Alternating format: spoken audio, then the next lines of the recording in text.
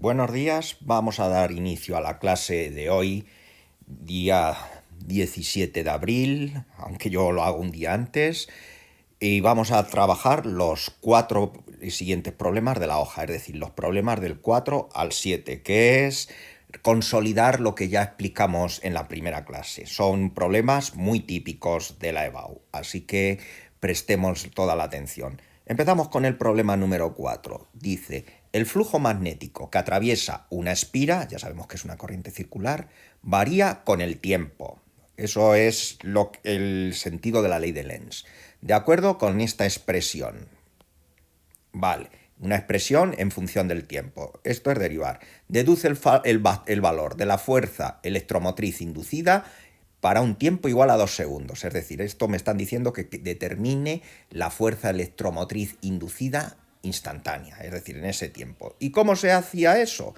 Igual que cuando determinábamos la velocidad instantánea, hacíamos la derivada del espacio con respecto al tiempo. Recordáis que el año pasado os enseñé los rudimentos de la derivación, pues aquí viene a hacerse algo similar. Vamos a hallar.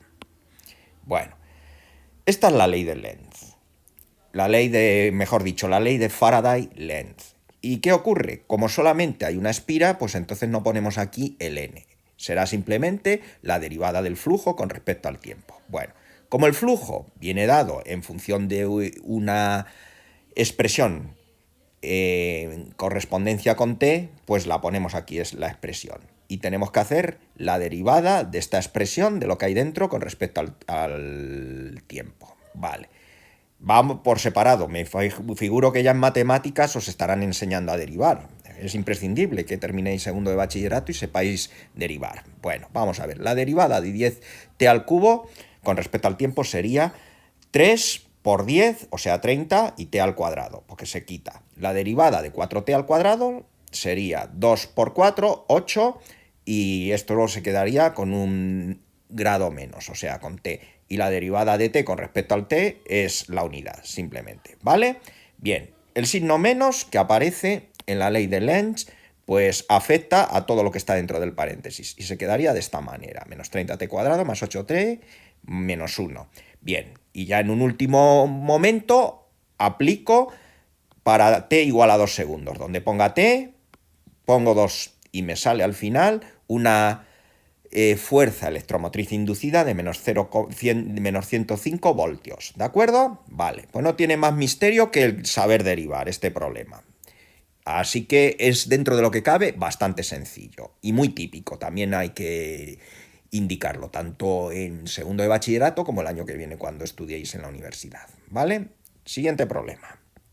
Es el problema número 5. Una bobina cuadrada y plana de 25 centímetros cuadrados, vaya, esto va a haber que pasarlo a metros cuadrados de superficie, construida con 5 espiras, es decir, aquí ya tenemos 5 corrientes circulares superpuestas. Se encuentra en el plano XY. Ahora hablaremos de lo que es el plano XY. Determina la fuerza electromotriz inducida si se modifica un campo magnético en la dirección del eje Z, pasando de 0,5 teslas a 0,2 teslas en 0,1 segundos. Y luego me dice, calcula la fuerza electromotriz media inducida si el campo permanece constante con un valor de 0,5 tesla y la bobina gira hasta colocarse en el plano XZ en 0,1 segundos. Os digo una cosa. A ver, el flujo, sabemos, NB por S. Este es el número de espiras, eso no se modifica. ¿El flujo por qué se puede modificar? O bien porque se modifique el campo magnético, como ocurre en el apartado A, o bien porque se haya modificado la superficie. En el apartado B nos están hablando de un giro y entonces ahí habría también una modificación. Se permanece constante el campo magnético, pero se ha modificado la espira, la superficie de la espira. Vamos a ver cómo lo hacemos. ¿Vale? Bien. Primera situación. Os he puesto aquí los 3 ejes de coordenadas, X, Y y Z, para que lo sepáis. Y he señalado con verde fosforito cuál sería el plano XY, es decir, el suelo constituido por las 2 dimensiones X y las 2 dimensiones Y. Os he puesto aquí la espira. Unos cuantas, no están todas las que deberían de estar, pero bueno, lo imagináis.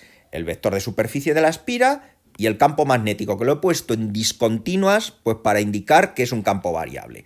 Como observamos, los vectores superficie y campo magnético son paralelos, por tanto forman un ángulo de 0 grados y aplicándoles el coseno sería el coseno 0, es decir, la expresión que os he indicado aquí habría haber añadido el coseno del alfa, vale, pero aquí está todo correcto.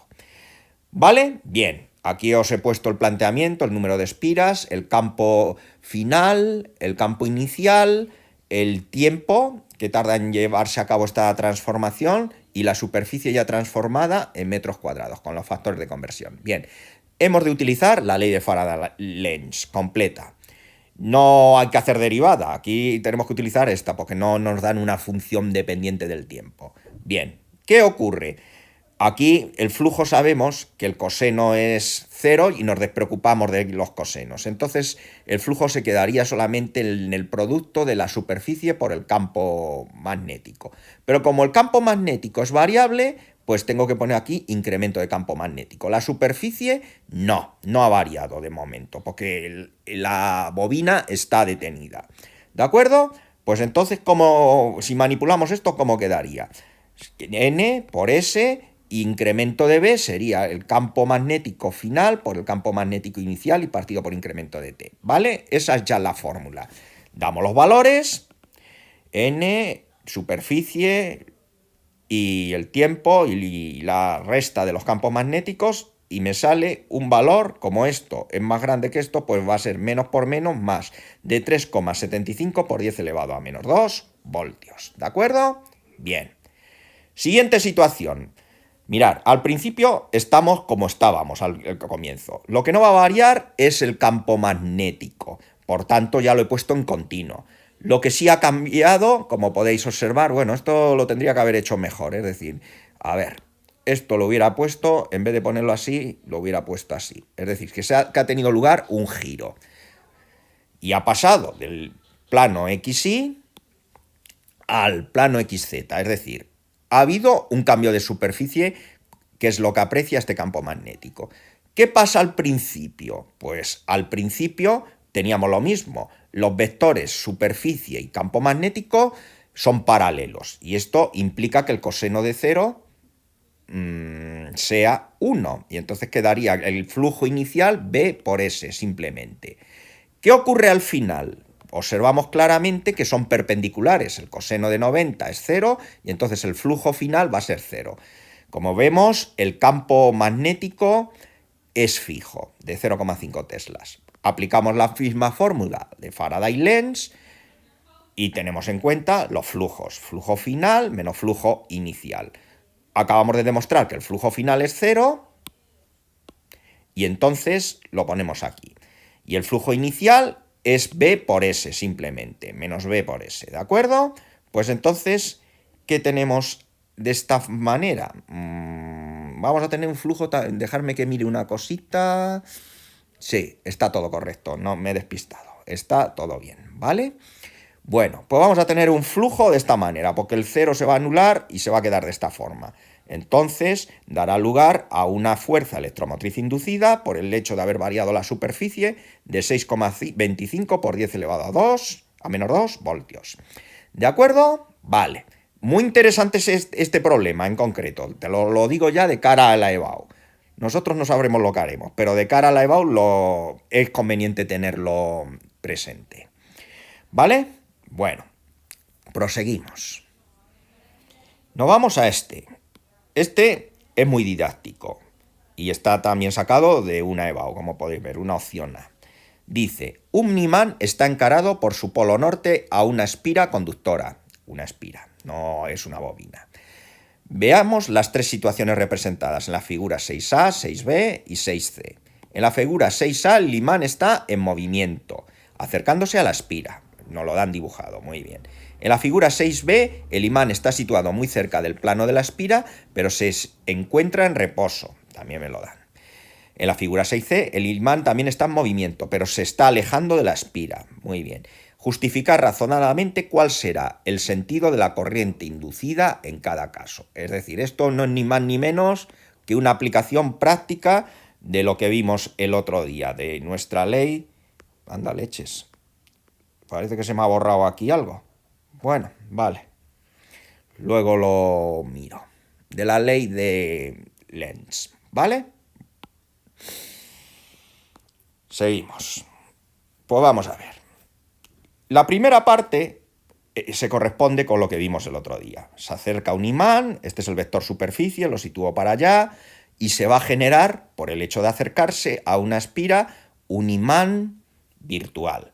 Un imán virtual. Si hay acercamiento, la espira está diciendo, no, tú te alejas, y entonces te voy a enfrentar polo norte con polo norte. Y eso que va a generar que las líneas del campo magnético inductor y las líneas del campo magnético inducido van a tener el mismo sentido. Y en virtud de la regla de la mano derecha aplicada al inducido, pues entonces se va a generar una corriente en este sentido. Es decir, una corriente en el sentido antihorario. Por eso he puesto aquí, ahí va, he puesto aquí el sentido de la corriente. Será contrario a las agujas del reloj. Muy bien. Si está quietecito, no hay nada. Para que se genere la inducción electromagnética tiene que haber un cambio, un movimiento, por decirlo de algún modo. Si no hay movimiento, no hay corriente inducida, ¿de acuerdo? ¿Y aquí qué tenemos? En la última situación, cuando hay alejamiento. Aquí os he dibujado los campos, el vector de superficie, el campo inductor, y hay alejamiento y la espira como que se arrepiente y dice, no te vayas, vuelve. Es decir, siempre va a lo contrario, como dice la ley de Lenz. Siempre, por eso aparece el signo negativo ahí. Se genera entonces un campo magnético virtual, polo sur, va a intentar atraer al polo norte. ¿Y qué va a pasar? Pues va a ocurrir algo similar, que las líneas de campo inductor que parten del polo norte, las líneas de campo del inductor que parten del polo norte van a ser paralelas a las del inducido, que también siguen.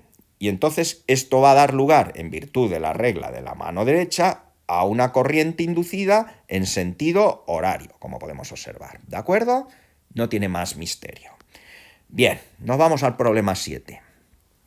El problema 7 también está sacado de una EBAU y dice, un imán se acerca a una espira enfrentando con ella su polo norte, es decir, este sería el polo norte. Como marca la figura 6A, ¿cuál será el sentido de la corriente inducida en la espira? O sea, volvemos a lo mismo. Y ahora hacen una puntualización de cara al apartado B. Consideramos después la situación mostrada en 6B. El imán ya ha atravesado la espira y se aleja de ella como indica la figura. ¿Cuál será el sentido ahora de la corriente inducida? ¿Se mantendrá igual en el caso anterior o habrá cambiado? Explicar razonadamente. Vale, pues esto es muy sencillo, como lo vamos a ver ahora mismo. Bueno, el apartado A, que es el acercamiento, es similar allá al famoso dibujo que hemos hecho. Es decir, como te dicen explicarlo razonadamente, siempre hay que hacer un dibujo. Hay que dibujar el imán virtual, sus líneas de campo magnético, el vector superficie y también las líneas de campo magnético del imán inductor, ¿de acuerdo? Eso es un dibujo que tenemos que hacer para explicarlo razonadamente. Y ahora decimos que según la ley de Lenz se genera un campo magnético inducido, que dará lugar a una corriente inducida en sentido, en este caso, como se produce un acercamiento de esta manera, en sentido antihorario. Eso ya lo habíamos estudiado. Muy bien. Vale, ahora imaginamos, y lo he copiado aquí, que ya lo ha atravesado. ¿Qué pasa? Aquí lo que está viendo es un alejamiento. Y entonces el imán se arrepiente y le dice, por favor, no te vayas. Y entonces, ¿qué es lo que pasa? Que el polo norte se enfrenta con el polo sur. Y entonces, en virtud de la regla de la mano derecha, en este caso, se generará una corriente en sentido también, yo creo que me he liado aquí, es en sentido, leches, dejadme que lo mire un momentito. Es que la regla de la mano se lo estaba haciendo y la regla, esto de tener problemas de bilateralidad es un hándicap, os lo puedo asegurar. Exactamente, en sentido horario, es que soy tonto. Perdonar. Entonces es en sentido, borramos aquí, espero que se pueda borrar, y no se borra porque es un PDF. Pues muy bien. Sentido horario, ¿de acuerdo? Pues ya está. Con esto, todo listo. Os lo vuelvo a decir, para este tipo de problemas, el dibujo es necesario, es decir, tengo que dibujar las líneas de fuerza del campo magnético inductor, tengo que dibujar el imán virtual y sus líneas de campo magnético inducido y el vector de superficie. ¿De acuerdo? Bueno, pues con eso hemos terminado por hoy. Muchas gracias.